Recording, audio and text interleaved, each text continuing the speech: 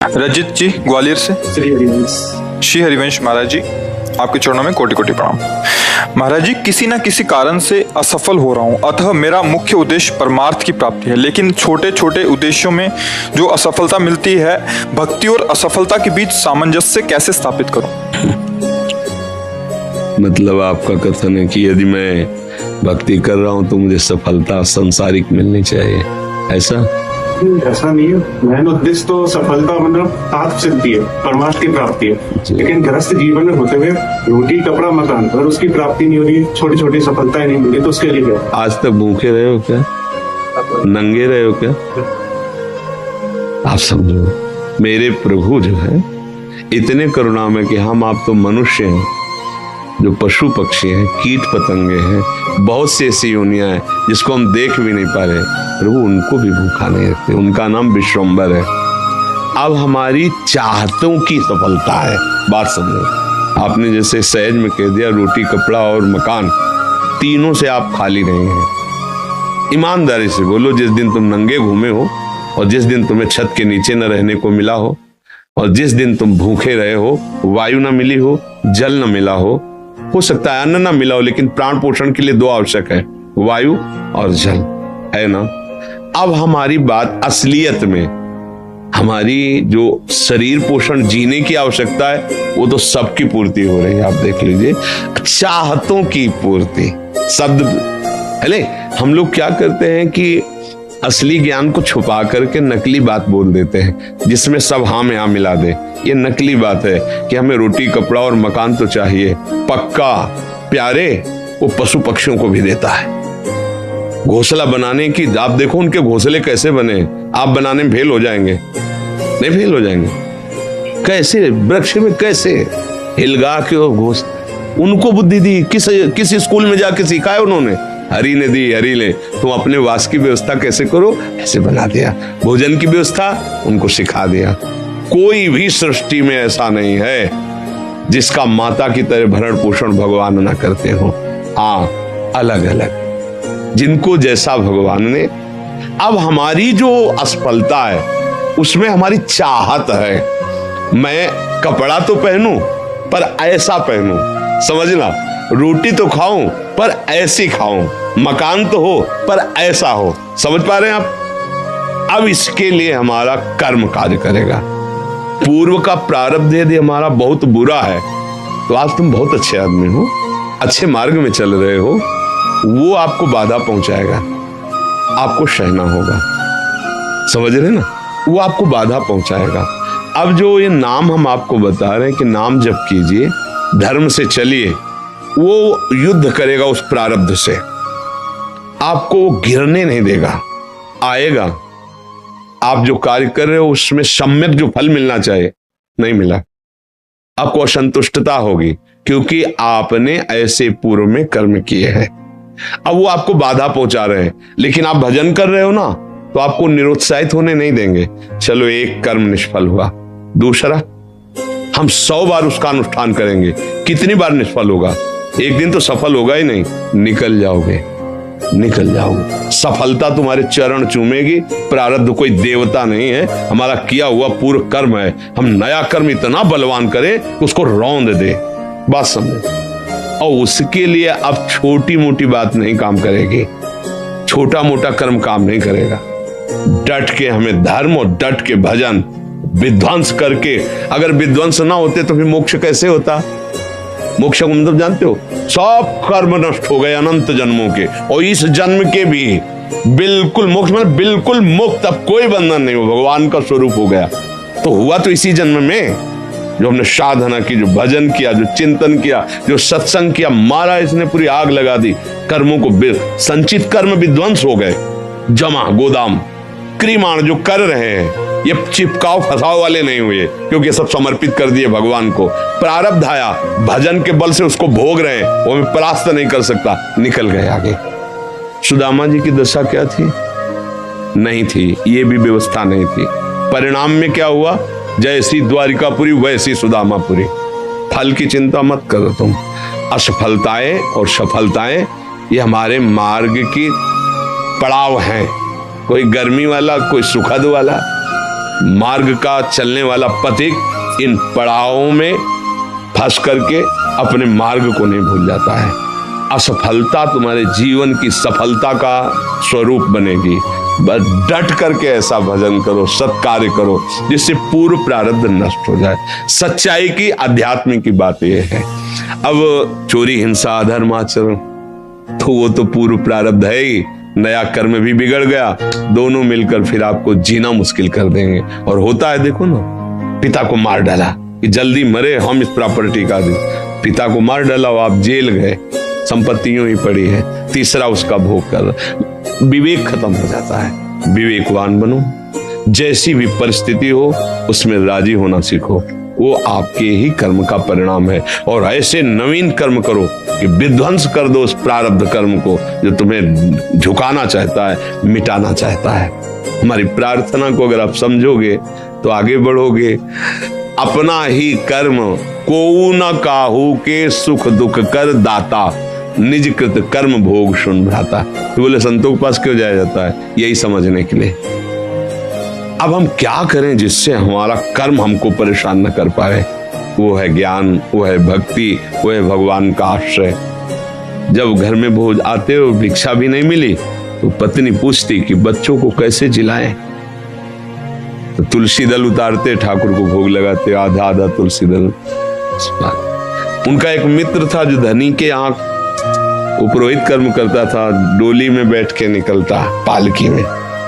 वो कहता है, सुदामा जी हमारे यहाँ जो सेठ है ना, उनके यहाँ चलो, थोड़ी देर श्लोक बोलना। सब व्यवस्था उनका, हमने तो अपना सेठ श्री कृष्ण को वरण किया है, अब वो भूखे रखे चाहे मारे, अब हम दूसरे की गुलामी नहीं कर सकते। हमने तो भगवान को अपना माना है। हिले नहीं तो भगवान का हृदय हिल गया। एक दिन प्रसाद पा रहे थे से एकदम ऐसे हो गए। रुक्मिणी जी मन की बात, तो उनका प्रभु ऐसी स्थिति आपकी तभी होती जब कोई आपका भक्त भूखा होता है। तो भगवान के आंसू आ गए। हमारा पुराना मित्र है सुदामा, और कई दिन से उसके घर में भोजन नहीं, बच्चे।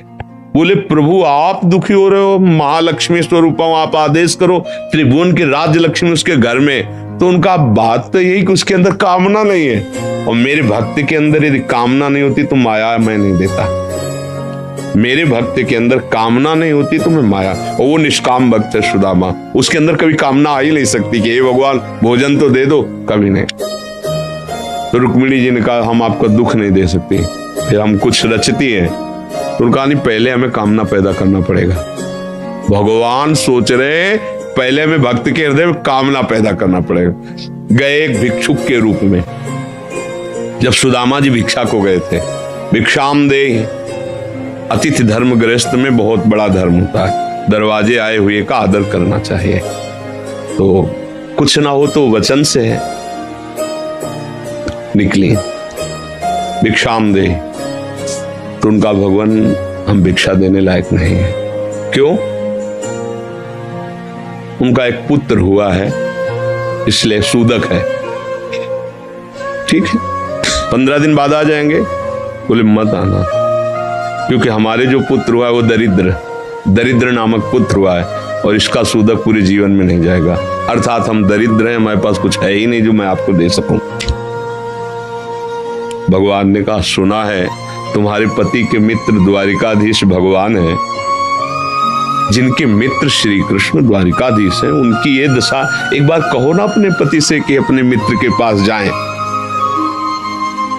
भगवान चले, पत्नी आए, जब आए सुदामा जी तो पत्नी ने कहा कि हाँ हमें तो स्मरण नहीं था, आपके मित्र द्वारिकाधीश है ना, आप उनके पास जाओगे तो मैं कभी इस बात के लिए नहीं जाऊंगा कि श्री कृष्ण मुझे सांसारिक वस्तु दे। नहीं नहीं।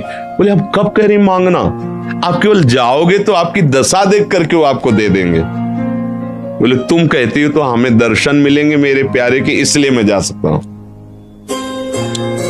अब मित्र के पास, गुरु के पास जाए तो कुछ ऐसा शास्त्रीय सिद्धांत है, कुछ भेंट ले जाए, बेटी के यहाँ जाए, गुरुदेव के यहाँ जाए, आराध्य देव के यहाँ जाए, ऐसा, और मित्र के यहाँ जाए तो उनका भेंट के लिए, अब खुद खाने के लिए भेंट क्या, सुदामा जी की पत्नी उनका देखो प्रयास करती, 4-5 आस मोहल्ले के घरों में गई तो कुछ तो ऐसे थे देखते ही बंद कर लेते थे दरवाजा, मांगेगी आके और क्या है।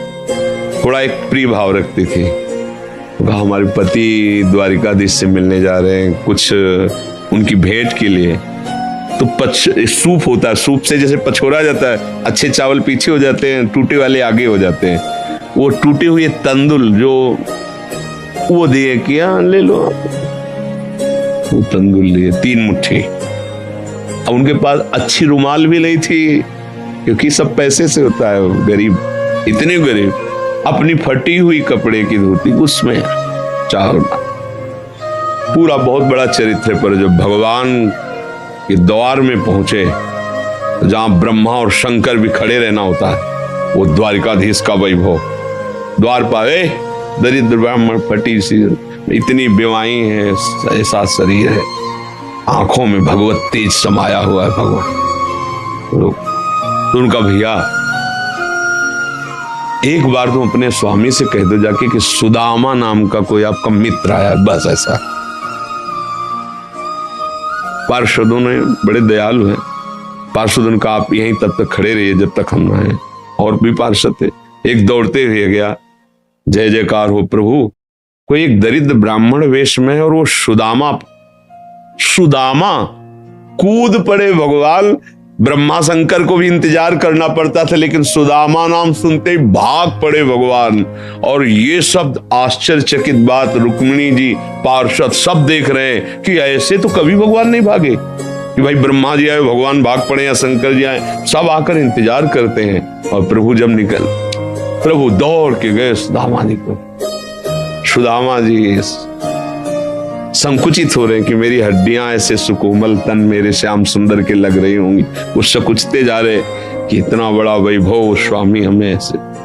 भगवान ऐसे अपने हाथ से चरण पखारे सुदामा जी के, थाल रखकर। रुक्मिणी जी आश्चर्यचकित हो रही है, ऐसा कोई तपस्वी, ऐसा कोई महात्मा जिसके ऐसे भगवान अभी तक तो नहीं देखा जैसा इस ब्राह्मण। और धोती कई जगह से फटी थी, जो दुपट्टी उसको कई ऐसे केवल अंग ढके हुए थे, ऐसी धोती थी, हड्डियां हड्डियां शरीर में।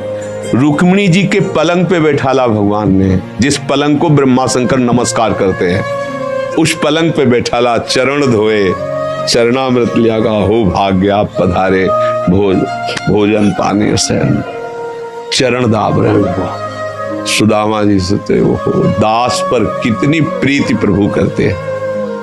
2-3 दिन 4 दिन सबसे प्रभु मिलवा रहे, परिचय कराए, मेरे मित्र सुदामा जी हैं, ऐसे बैठे।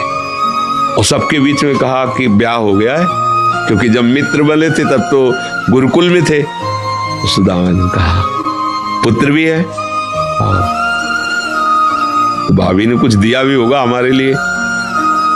अब ये वैभव, अब वहां फटे कपड़े में तंदुल कैसे? बोले देखो पहले चूक की थी, गुरु माता ने चले दिए थे हमारे लिए, और फिर चूक कर रहे हो, कुछ दिया है? अब भगवान ने ऐसे हाथ पकड़ा, उनका उठाया, इतने स्वादिष्ट कीमती वस्तु तुम छुपाए रखे हो। खोला, उस फटे पुराने कपड़े में लपटे हुए तंदुल, रोमांच हो रहा है भगवान को। रुक्मिणी जी देख रहे हैं कि ऐसी प्रसन्नता से तो 56 भोग भगवान नहीं पाते द्वारिकाधीश, जैसी इस गरीब ब्राह्मण के तंदुल पार है भगवान। दूसरी मुट्ठी ली, तीसरी में रुक्मिणी जी ने हाथ पर, प्रभु बस इतना काफी है इनके लिए। 2 मुट्ठी में 2 लोग का वैभव सुदामा को। प्रगट में 25 पैसे भी नहीं दिए, एक भी वस्तु ले। 3-4-5 दिन आनंद लिए, फिर सुदामा जी से कहा कि तो भगवान ऐसे चले। सुदामा जी ने सोचा कि प्रगट में तो कुछ दिया नहीं, हमें लगता विदा करने चल रहे हैं, तो कुछ अगर 2-4 असरफी भी होंगी तो खान पान व्यवस्था तो चली जाएगी। भगवान ने कहा जो अच्छे अच्छे कपड़े पहनाए थे, रास्ते में कोई उतार सकता है तो उतार दो, अपनी धोती पहन लो। यहाँ पर धोती रास्ते बोले आप इधर से ऐसे जान, फिर वहां से मुड़ जाना। बोले हम तो आए थे तो रास्ता तो जानते ही, प्रभु चले जाए। और रास्ते में सोच रहे मेरे मित्र कितने कृपालु हैं, मुझे इसलिए नहीं दिया कि ये कहीं मेरा चिंतन छोड़कर धन का चिंतन न करें। हे श्री कृष्ण, सदैव आप जैसा ही मित्र मिले। सोचते सोचते आए तो देखा फिर वही द्वारिकापुरी। बोले मेरी बुद्धि मारी गई है कि वास्तविक यहाँ कोई रचना हो गई। यहाँ तो हमारी एक छोटी सी कुटिया थी, ऐसा ऐसा। देखा कि उनकी पत्नी जो है स्वर्ण थाल लिए दास दासियों से आरती उतारने। तो उनका तुम कौन हो? तो उनका आपकी दासी हूं, आपकी पत्नी।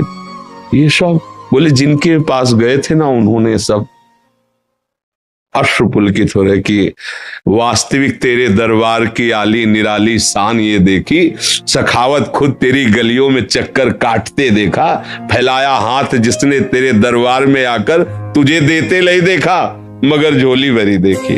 ऐसे अगाध सिंधु भगवान का दासत्व भला हमको निष्फल कैसे हो जाए? हम जो राधा राधा जप रहे, हरि हरि, ये कभी निष्फल हो सकता है। पर धैर्यवान रहो, धैर्यवान रहो। समय से जब आएगा तो आप निहाल हो जाओगे। अश्रद्धा मत करो और ऐसा भी मत सोचो कि भरण पोषण हमें नहीं, ऐसा नहीं। त्रिभुवन में कोई नहीं है, सब कुछ जैसे राजी हैं भगवान वैसे सबका भरण। किसी को 1 कुंतल मांस चाहिए तो उस पशु को भगवान उतनी व्यवस्था किए। किसी को कितना चारा चाहिए उतनी व्यवस्था किए। कितना सबको, पूरी सृष्टि को भगवान दे रहे हैं। इसलिए ऐसा तो कभी अश्रद्धा करना मत और धर्म से चलते रहो, नाम जप करते रहो, पूर्व कर्मों से लड़ो, निराश होना मत सीखो। आज सफल नहीं है तो हम कल सफल होंगे। ऐसा नहीं कि हर कर्म हमारा निष्फल चला जाए, ऐसा नहीं।